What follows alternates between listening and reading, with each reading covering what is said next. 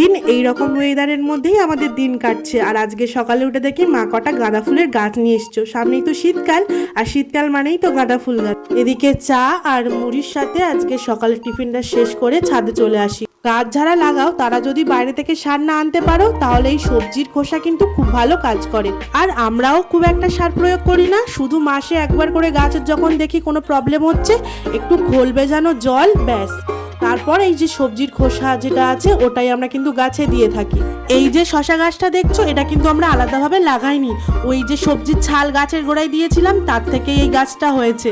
আর এটা দেখেই আমার সব থেকে বেশি মজা হচ্ছে, যে গাছ লাগাইনি সেই গাছ থেকে যে ফল পাচ্ছি। একদিন না ঘুগনি খাওয়ার ইচ্ছা হচ্ছিল, তাই আজকের ভাবলাম একটু ঘুগনি করি দুপুরবেলা।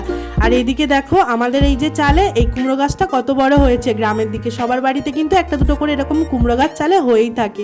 আর এদিকে স্নান সেরে লাঞ্চে বসে পড়েছি। আজকে লাঞ্চ কমপ্লিট করি, আজকের মতো টাটা।